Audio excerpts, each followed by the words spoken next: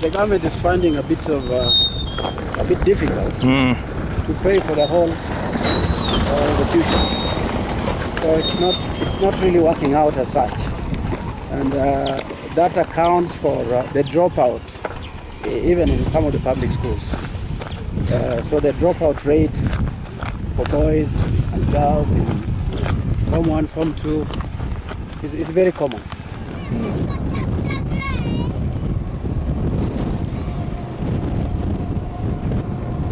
I originally went to Kenya 3 years ago for the first time. When you're a visitor in an area where there aren't a lot of other tourists, you know, they naturally will come to you and sort of tell you their story.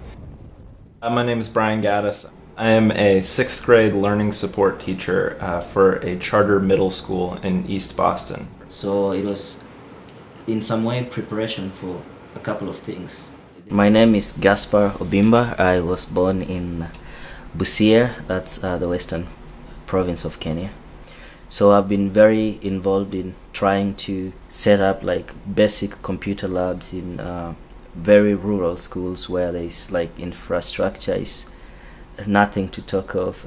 Exposure to the outside world is like a dream, and they have very limited access to resources and other technologies. This area of Kenya in the southwestern part is extremely rural. I found a family there who was looking for volunteers to help with nursery school. The man who opened up the school was a retired teacher. He introduced me to a man named Joseph who started Jonemo Secondary School. Joseph was a man that stood out to me as somebody who is really making a difference in the community of Homa Bay. As Jonemo, the school we started, we are very sensitive to the plight of the disadvantaged, those who might fall out of public schools due to school fees, total lack of school fees. Fairly recently, the Kenyan government has decided to subsidize primary school. 9th through 12th grade is not subsidized. You'll find that there are a lot of students in their 20s who are in high school because they haven't been able to pay for it. So you'll have, you know, classes with 15-year-olds and 25-year-olds in the same class. Homophones are words that have same English sounds but have different meaning. So I want to give you a view.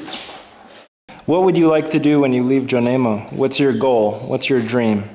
I dream to be a nurse when I grow up. I wish to be a lawyer.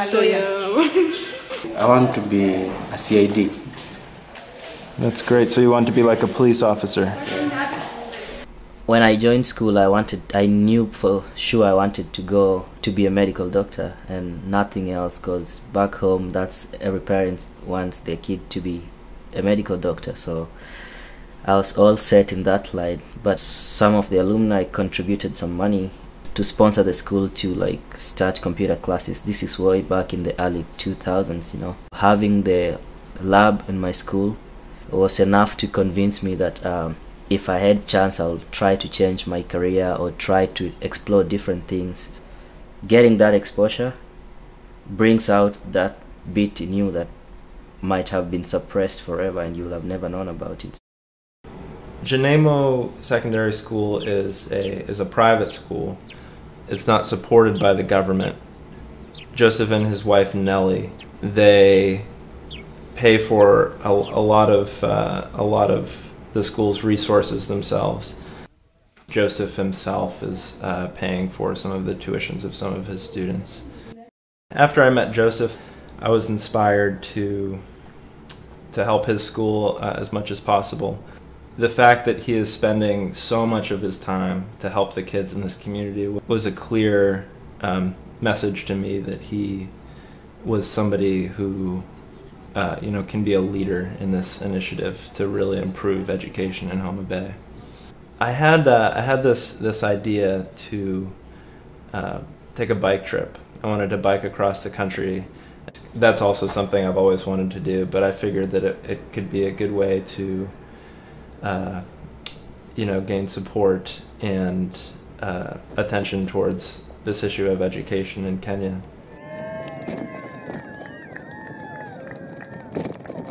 Through that bike trip, which lasted for 3 months in early 2010, I was able to raise money for his school to become electrified.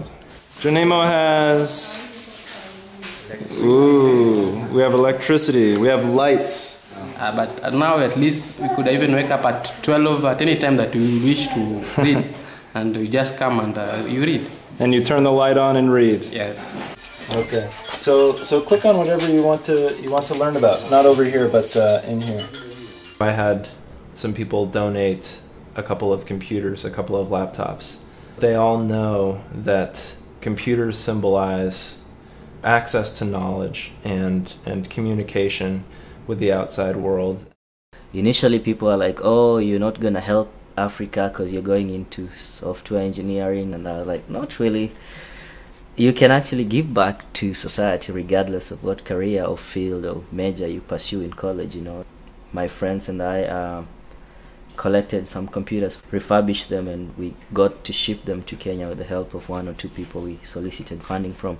And then the funding we got from the project allowed us to build a classroom, like a computer lab. So we kind of just kick-started it, and it picked up, and the school saw the value of the computers. This is not going to be an initiative where, outsiders are coming in to, create this amazing school and this amazing program. The tools are already very much there in the form of good teachers, a great leader in Joseph, and students who are just extremely motivated and dedicated and study hard.